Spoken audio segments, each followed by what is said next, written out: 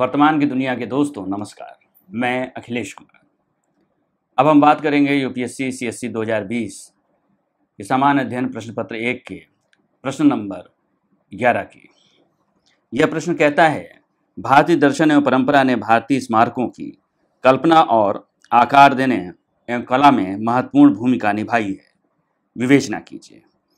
250 शब्दों के इस प्रश्न में जो महत्वपूर्ण है उसे समझते हैं। भारतीय दर्शन एवं परंपरा ने भारतीय स्मारकों की कल्पना, आकार और कला में महत्वपूर्ण भूमिका निभाई है। इसकी विवेचना करनी है, यानी इसे डिस्कस करना है। इस प्रश्न की खासियत ये है, इस प्रश्न के जरिए ये पूछने की कोशिश है, ये जानने की कोशिश है कि भारतीय स्मारकों की जो कल्पना है, प्राचीन काल के जो भारतीय स्मारक बने हैं उनकी जो कल्पना है, उनकी कला है और उनका आकार है, क्या इसमें उस समय के दर्शन की कोई भूमिका थी, कोई वैचारिकता की भूमिका थी? तो निश्चित रूप से भारतीय जनमानस, भारतीय समाज व्यवस्था काफ़ी हद तक धर्मों से प्रभावित रही है, दार्शनिक मीमांसाओं से प्रभावित रही है और दार्शनिक मीमांसाएं धर्म से जुड़ी रही हैं किसी न किसी स्वरूप में। सबसे पहल जिन स्मारकों की रचना शुरू हुई, चाहे वो सिंधु घाटी सभ्यता के स्मारक रहे हों, उनके स्नानागृह हों, अन्नागार हों, सड़कें हों, इमारतें हों, या फिर जो वहाँ मृदभांड वस्तुएं जो मिली हैं, उन सब में एक दार्शनिकता दिखती है, एक वैचारिकता दिखती है, एक सोच दिखती है। इसके बाद के काल में बौद्ध धर्म से संबंधित जिन स्मारकों का निर्माण होना शुरू हुआ, जिसमें चैत्य, विहार, गुफाएं या अन्य सब कुछ था, उसमें भी बौद्ध प्रतीकों का इस्तेमाल होना शुरू हुआ। बौद्ध प्रतीकों के आधार पर, बौद्ध मान्यताओं के आधार पर, बौद्ध दार्शनिकता के आधार पर उनकी संरचना, उनका निर्माण कार्य शुरू किया गया। आप जब भी बौद्ध धर्म में स्थापत्य का अध्ययन करेंगे तो इस बात को खास तरह से महसूस करेंगे कि इस पूरी की पूरी कवायद में जो बौद्ध दार्शनिकता है वो स्मारकों के निर्माण में किस तरह काम आई है। इसी तरह से जैन धर्म से संबंधित जिन स्मारकों का निर्माण हुआ, या जैन धर्म को मानने वाले राजवंशों ने जिन स्मारकों का निर्माण किया, उसमें जैन धर्म से संबंधित दार्शनिकता आपको देखने को मिलती है। चाहे वह दिलवाड़ा का मंदिर हो, जैन मंदिर हो, या फिर उड़ीसा की खंडगिरी, उदयगिरी की गुफाएं हों, उसमें आप जैन प्रतीकों को पाते हैं, किस तरह से उनके आधार पर इन स्मारकों की संरचना की है। यही नहीं, हमारी जो सनातन परंपरा है, उस सनातन परंपरा की इमारतों का भी निर्माण, उनका निर्माण करने वालों में, चाहे वो मंदिर हो, मूर्तियां रही हों, उन सारी चीज़ों में जो प्रतीक चिन्ह हैं या जो प्रभाव है, वह वैदिक या उपनिषदिक वैचारिकता का हमें देखने को मिलता है। उसमें एक खास तरह की दार्शनिकता मिलती है, जिसमें न सिर्फ सनातन परंपरा के विभिन्न अंग अपने अपने रूप में सामने आते हैं, जिसमें वैष्णव है, शैव है, शाक्त है या अन्य संप्रदाय हैं।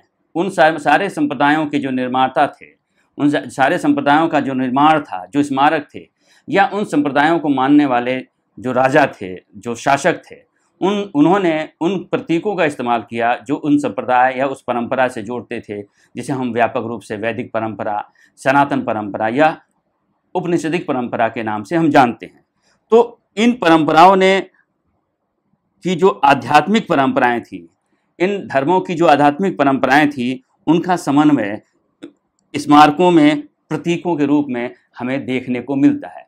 यहाँ एक बात और गौर करने की है कि सनातन परंपरा में मनुष्य को सबसे विकसित प्राणी माना गया है और मंदिर को सबसे शुभ स्थल माना गया है। मनुष्य के विभिन्न अंगों के आधार पर मंदिरों की संरचना की गई है।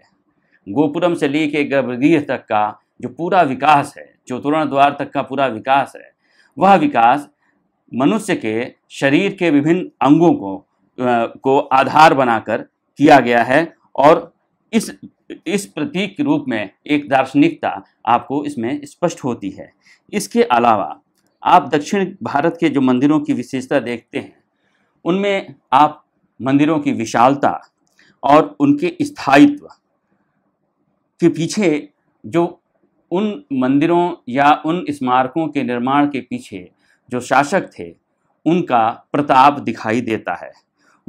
ये शासक अपने दैवत्व को स्थापित करने के लिहाज से, वह अपने स्थायित्व को स्थापित करने के लिहाज से मंदिरों को बहुत विशाल आकार देते थे, जिसमें मुख्य रूप से मदुरई, मामल्लपुरम, चोलमंडलम के मंदिर हैं। ये एक साथ न सिर्फ उन शासकों के अपने देवताओं के प्रति समर्पण को स्थापित करते हैं, बल्कि वह साथ ही उनकी विशालता के जरिए और उसके दैवी स्वरूप के जरिए अपनी स्थिति की भी स्थापना जनता के दिलों में करते नजर आते हैं। यानी इन सारी चीज़ों के पीछे एक वैचारिकता है, एक